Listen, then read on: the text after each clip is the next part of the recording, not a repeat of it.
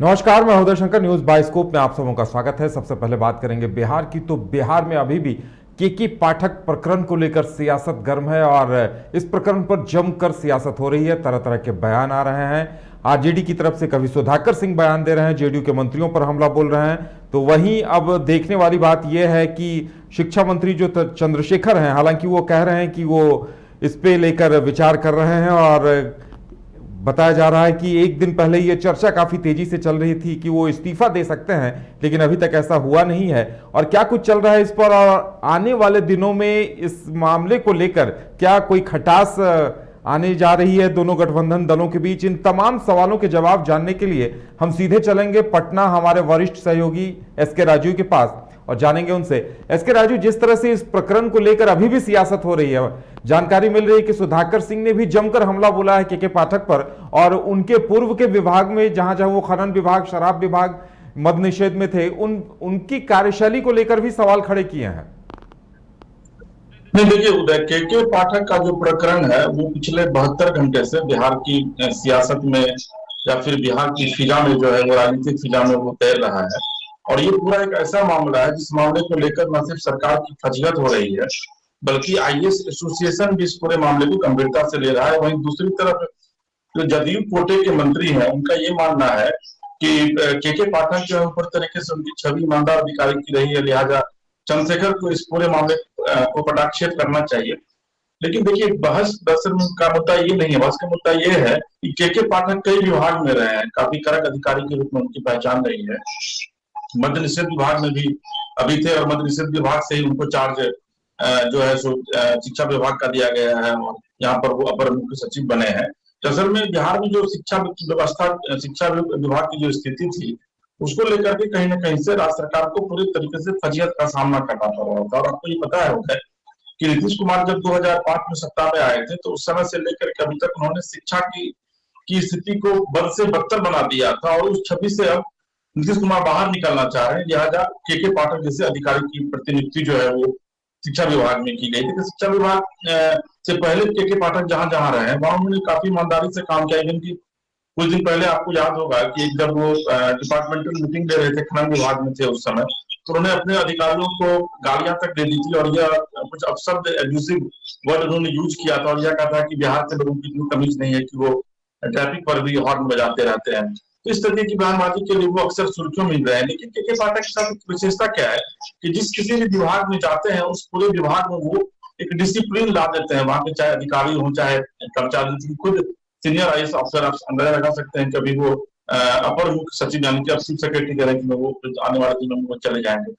और यही वजह है कि नीतीश कुमार को यह लगा कि कहीं ना कहीं से बिहार में जो शिक्षा विभाग को लेकर उनकी फजीहत हो रही है और 2.5 लाख जो नियुक्ति होनी है, क्योंकि ये भी आरोप लग रहे थे शिक्षा मंत्री के ऊपर कि कई एक खास जाति के लोगों को जो है वो बाहर से सचिवालय में बुलाया गया। इसके अलावा जो टीचर की बहाली हो रही है या फिर जो ट्रांसफर हो रहे हैं, उसमें बड़े पैमाने पर पैसे की उगाही की जा रही है। इस तरह के आरोप जब शिक्षा मंत्री पर लग रहे थे तो कहीं ना कहीं से नीतीश कुमार की फजीहत हो रही थी। और 2024 में लोकसभा चुनाव है, 25 में विधानसभा चुनाव है बिहार में, तो नीतीश कुमार को लगा कि क्यों नहीं एक ऐसे सेक्रेटरी की वहां पर नियुक्ति की जाए जिसके तहत पूरे विभाग को जो है वो संतुलित बनाकर रखा जा सके या फिर पूरे विभाग को ठीक किया जा सके और बिहार में शिक्षा व्यवस्था की गुणवत्ता में भी सुधार हो। यही वजह है कि के पाठक को वहां लाया गया। और ये बात तय थी उदय, आज 10 दिन पहले जब जैसे ही वो यहाँ शिक्षा विभाग में अपर मुख्य सचिव के तौर पर उन्होंने पदभार ग्रहण किया, उसके बाद से इस बात के कयास लगाए जा रहे थे और चर्चा जोरों पर थी कि आने वाले दिनों में निश्चित तौर पर चंद्रशेखर बनाम के पाठक होगा। और मुश्किल से एक सप्ताह बीते भी नहीं थे कि चंद्रशेखर बनाम के पाठक के बीच वर्चस्व की लड़ाई हो गई। हालांकि देखिए, इस लड़ाई में जो भारतीय संविधान कहता है उसके मुताबिक जो मंत्री होते हैं वो कहीं ना कहीं से सेक्रेटरी से बहुत ज्यादा ऊपर होते हैं और मंत्री के आदेश को फॉलो करना होता है सेक्रेटरी को। लेकिन आपको ये पता है कि किसी भी राज्य में जो मुख्यमंत्री होते हैं वो तमाम विभाग का जो है अधिकार उनके पास रहता है बतौर मुख्यमंत्री मुखिया होने के नाते।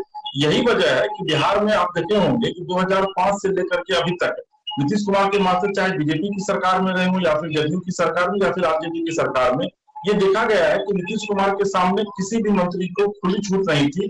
जो भी फाइल मंत्री लिखते थे, सेक्रेटरी सीधे उस फाइल को टर्न डाउन कर देते थे या फिर वो फाइल मुख्यमंत्री के पास चला जाता था। तो ये मुख्यमंत्री का विशेषाधिकार होता है उदय, मुख्यमंत्री किसी भी विभाग के फाइल को मंगा लेता है। अब चंद्रशेखर चूंकि काफी करीबी है लालू परिवार के, चंद्रशेखर को ये लग रहा था कि भाई जो काम वो कर रहे हैं वो उसमें के पाठक अड़ंगा लगा रहे हैं, लिहाजा उन्होंने अपना उनके अंदर जो सरकारी जो उनको पीएस मिलता है, जो कि डिप्टी सेक्रेटरी का अधिकारी होता है, पता लगाइए आप कि अपने पीएस से वो एक मतलब पीठ पत्र जारी करवाते हैं अपर मुख्य सचिव के नाम से, तो कहीं से भी मुनासिब नहीं था।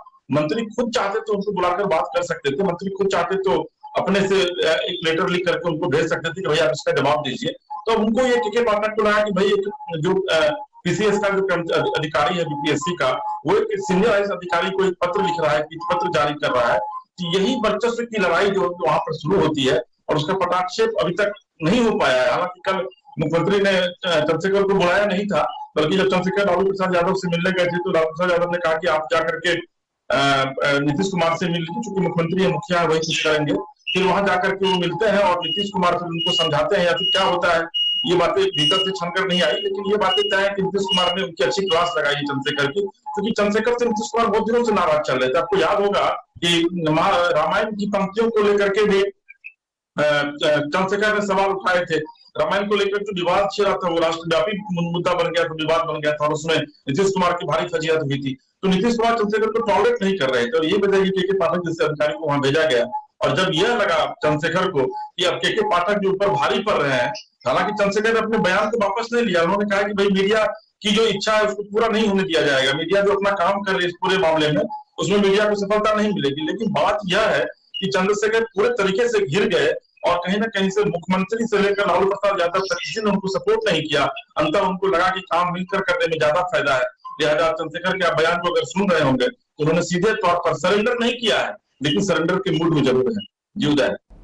बिल्कुल, देखने वाली बात यह होगी कि आने वाले दिनों में इस प्रकरण का अंजाम क्या होता है। क्या वाकई में शिक्षा मंत्री चंद्रशेखर को इस्तीफा देना पड़ता है या फिर नीतीश कुमार, के ठाकुर और चंद्रशेखर के बीच पैचअप कराने में कामयाब रहते हैं, ये देखना भी दिलचस्प होगा। इसके राजीव, हमारे साथ जुड़ने के लिए और तमाम जानकारी देने के लिए आपका बहुत बहुत धन्यवाद।